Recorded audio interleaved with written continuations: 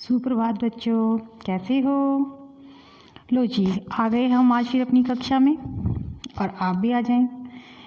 बेटा आप मेरा साथ दो थोड़ा सा। आप मुझे इस वीडियो में सुना करो ध्यान से कि मैम क्या कह रहे हैं, क्या करवा रहे हैं। और मुझे उम्मीद है जब हम स्कूल में मिलेंगे तो आपस में जब हम बातचीत करेंगे तो आप मुझे बताओगे कि मैंने वीडियो में आपको क्या समझाया था, क्या कहा था। तो चलिए करें हम बोले हैं पाठ। तो व्याकरण करते हैं। व्याकरण में आज हम करेंगे सर्वनाम। सर्वनाम बेटे आप सभी को पता है क्या होता है। जो शब्द संज्ञा के स्थान पर लगाए जाते हैं, है ना। अब मैं यहाँ से पूछूं और आप घर में ही अपने आप मन में उत्तर दिया करो कि मैम ने पूछा सर्वनाम किसे कहते हैं। मैम हमें पता है, हमें पता है ना। बहुत अच्छे। तो वे शब्द जिनका प्रयोग संज्ञा के स्थान पर किया जाता है उन्हें हम सर्वनाम कहते हैं। देखो हम क्यों लगाते हैं ऐसे, किस लिए इसका प्रयोग किया जाता है।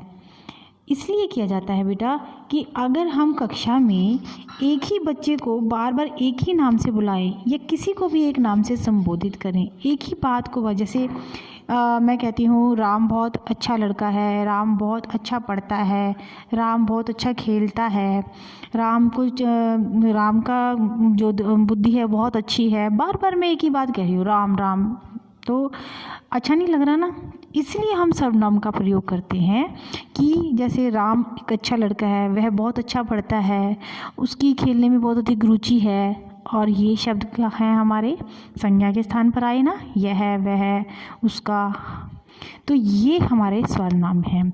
आज हम पढ़ने जा रहे हैं इसे और आप ध्यान से सुनेंगे कि सर्वनाम शब्द जो हैं संज्ञा शब्दों के स्थान पर प्रयोग में लाए जाते हैं।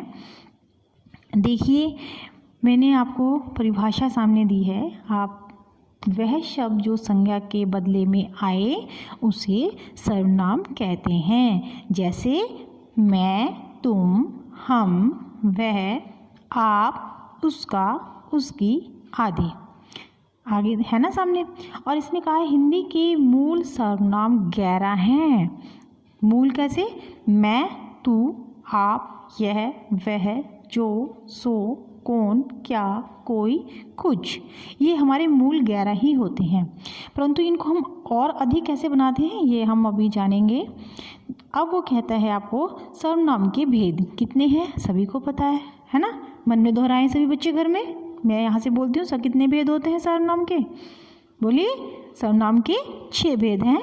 पहला पुरुषवाचक, दूसरा निश्चयवाचक, तीसरा अनिश्चयवाचक, चौथा संबंधवाचक सर्वनाम, पांचवा प्रश्नवाचक और छठा है आपका निजवाचक सर्वनाम। अब हम पढ़ेंगे पुरुषवाचक सर्वनाम के भेद। इसके कितने भेद हैं आपके पास? 3। आप सभी को मालूम है ये, मन में दोहराएं कितने भेद होते हैं पुरुषवाचक सर्वनाम के? 3। उत्तम पुरुष, मध्यम पुरुष, अन्य पुरुष। अब ये मध्यम, उत्तम और अन्य पुरुष क्या है? देखिए बेटे, उत्तम पुरुष जो है उसके अंदर हम बोलते समय जब हम बोलते हैं तो क्या लगा देते हैं उसके अंदर? मैं, अपने लिए, अपने नाम के लिए, हमको, मुझको, हमारा, मेरे लिए, ये आपके पुरुषवाचक सर्वनाम में आते हैं। जिसकी परिभाषा लिखते हैं हम कि बोलते समय अपने लिए या अपने नाम के स्थान पर जिन शब्दों का हम प्रयोग करते हैं, अपने लिए हम, मैं, हम, हमारा, यही प्रयोग करते हैं ना, तो ये पुरुषवाचक में आएंगे। अब वो कहता है मध्यम पुरुषवाचक। अब मध्यम पुरुषवाचक जो होता है सुनने वाला, जो मैं बोल रही थी, मैं थी उत्तम पुरुष अपने लिए, अब मैं कहती हूँ आप सुन रहे हैं, ये मध्यम पुरुषवाचक सर्वनाम में आते हैं। जो वक्ता के द्वारा श्रोता के लिए या श्रोता के नाम के स्थान पर जिन शब्दों का प्रयोग किया जाता है। आप सुन रहे हैं, मैं कहती हूँ ना आप मुझे सुन रहे हो, आपके लिए मैंने किस शब्द का प्रयोग किया? आपका। तुम यहाँ आओ, आप वहाँ गए थे, तो ये किस में आए? मध्यम पुरुष में। ध्यान रहेगा। उत्तम पुरुष में अपने लिए, मैं, हम, हमको, और मध्यम पुरुष में सुनने वाले के लिए तुम और आप। अब वो कहता है अन्य पुरुषवाचक। अन्य पुरुषवाचक क्या? जिसके विषय में कुछ बात की जाए, यानी वक्ता या श्रोता की बातचीत के बीच जिस अन्य तीसरे व्यक्ति, दो व्यक्ति बात कर रहे हैं और तीसरे व्यक्ति या वस्तु का संदर्भ दिया जाता है, उसके बारे में बात की जाती है। जैसे मैं और आप बात करें और कहते हैं कि वह बाहर आया था, वे यहाँ हैं। मैं आपसे पूछती हूँ आपका ब्रदर है घर पे, वह घर पे है, तो आप क्या कहोगे? इसका मतलब मैंने अन्य पुरुष की बात की ना, मेरे उत्तम और मध्यम के बीच में अन्य आ गया। अन्य के लिए किस अक्षर का प्रयोग हुआ? वे, वह, इन शब्दों का प्रयोग हुआ। अब आपको समझ में आया कि पुरुषवाचक सर्वनाम इतनी है। उसके बाद देखो दूसरा, वो आपको कहता है निश्चयवाचक। बिल्कुल आसान और हमें बिल्कुल पक्का समझ में आ रहा है कि निश्चय क्या? वे वो शब्द जो किसी भी पास या दूर की वस्तु की ओर संकेत करते हैं और हमें उसके बारे में पक्का निश्चयपूर्वक बोध कराते हैं कि उन्हें कैसे, वह क्या यहाँ आया था, यह पुस्तक किसकी है, तो निश्चय है ना, निश्चयवाचक के अंदर आया। तो अब यहाँ पर क्या है? समीप की वस्तुओं के लिए ये किसके लिए है, ये यहाँ रखी है किसकी है, और तथा दूरी पर स्थित वस्तुओं के लिए जो थोड़ी दूरी पर चीज़ रखी गई है, इन चीज़ों के लिए निश्चयवाचक सर्वनाम का प्रयोग किया जाता है। पास की वस्तुओं के लिए और दूर रखी हुई चीज़ों के लिए, यह किसकी है, ये किताब किसकी है, ये कपड़े किसके हैं, ये जूते किसके हैं, तो ये हमारे निश्चयवाचक सर्वनाम में प्रयोग होते हैं। और दूसरा वो कहता है अनिश्चयवाचक सर्वनाम के अंदर कोई और कुछ, यानी घर में कोई आया है।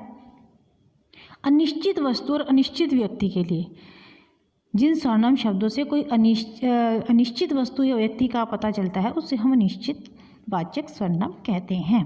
कि घर में कोई है, आया है, अलमारी में कुछ रखा है। अब तीसरा वो कहता है आपको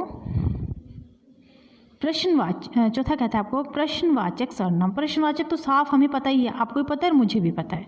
प्रश्न यानी क्वेश्चन, जो आप इंग्लिश में बोलते हो, क्या, कौन, किसे, क्या आपने से मारा, क्या यहाँ कोई आया था, क्या आपने गृह कार्य किया, वह कौन है, आप किसके पास गए, यह किसको दिया, तो ये सब प्रश्न में है, तो हमने प्रश्नवाचक सर्वनाम कहलाएंगे। उसके बाद पांचवा भेद कहता है संबंधवाचक सर्वनाम। सर्वनाम के अंदर जो पांचवा भेद है आपका, इसके अंदर प्रयोग होते हैं आपके जिसकी, उसकी, संबंध यानी वह मेरा भाई है, वह उसकी बहन है, जो परिश्रम करता है वह सफलता अवश्य पाता है। अब किसका सफलता का रिलेशन किससे हुआ, किससे संबंध हुआ? परिश्रम से ना, हम परिश्रम करेंगे तो सफलता प्राप्त होगी। अब आप घर में रहकर मेहनत करोगे, कॉपियाँ पूरी करोगे, जैसे ही विद्यालय आओगे तो आपकी और हमारी दोहराई शुरू हो जाएगी, आपका अच्छा अभ्यास हो जाएगा, आपकी कॉपियाँ पूरी होंगी, आपके ने नीट एंड क्लीन लिखा होगा, साफ और सुंदर लिखा होगा, है ना। तो ये क्या है? संबंध होता है, संबंधवाचक सर्वनाम, जिसके बारे में हमें वाक्य में प्रयोग किए गए दूसरे संज्ञा या सर्वनाम के शब्द संबंध प्रकट करने के लिए जिन सर्वनाम शब्दों का प्रयोग किया जाता है उन्हें हम संबंधवाचक कहते हैं। राइट। अब वो कहता है आपको छठा निजवाचक सर्वनाम। निजवाचक के अंदर निज का क्या अर्थ होता है बेटे? अपना। निज का क्या अर्थ है? अपना। वो कहता है जिन सर्वनामों का प्रयोग स्वयं के लिए किया जाता है उन्हें हम निजवाचक सर्वनाम कहते हैं।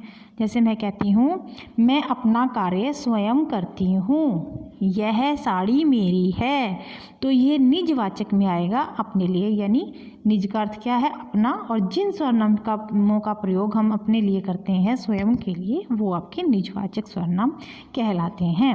अब सर्वनामों की रूप रचना भी है हमारे पास, है ना। कारक के अंदर कर्ता, कर्म, करण, संप्रदान, ये हम पढ़ते हैं। ये आपको इसी के अंदर रूप रचना में दे दिया जाता है, एक वचन और बहुवचन के रूप में। वो कैसे? जैसे देखो मैंने अपने लिए प्रयोग किया, उत्तम पुरुष में देखिए मैं मेरे लिए, हम बहुवचन के लिए प्रयोग हो जाता है, मुझे एक वचन में, हमें बहुवचन में। ये आपके कुछ सर्वनाम शब्द हैं जिन्हें हम इस तरह से याद रखते हैं कि एक वचन और बहुवचन के अंदर, मध्यम पुरुष के अंदर तू, तूने एक वचन, तुमने बहुवचन। ऐसी अन्य पुरुषवाचक में देखिए वह और उसने एक वचन, वे, उन्होंने के अंदर से हमें संबोधन हो रहा है ना कि बहुत अधिक व्यक्ति है वहाँ पर, तो अन्य पुरुष में एक वचन वह उसने और बहुवचन वे उन्होंने। इसी तरह संबंधवाचक के अंदर भी देखिए जो, जिसने, जो जिन्होंने, एक वचन क्या हुआ, जो जिसने, और जो जिन्होंने वो क्या हुआ, बहुवचन हुआ। ये है हमारे पास आपका पाठ सर्वनाम। और मुझे उम्मीद है हमारे डाउट्स क्लियर हो गए कि हम एक बार फिर दोहरा देते हैं। वह शब्द जो संज्ञा के बदले में आए उसे सर्वनाम कहते हैं, और जैसे मैं, तुम, हम, वह, आप, और इसके 11 मूल जो हिंदी के मूल सर्वनाम हैं वो आपके सामने हैं। मैं, तू, आप, यह, वह, जो, सो, कौन या कोई, कुछ। इसके 6 भेद हैं: पुरुषवाचक सर्वनाम, निश्चयवाचक, अनिश्चयवाचक, संबंधवाचक, प्रश्नवाचक और निजवाचक।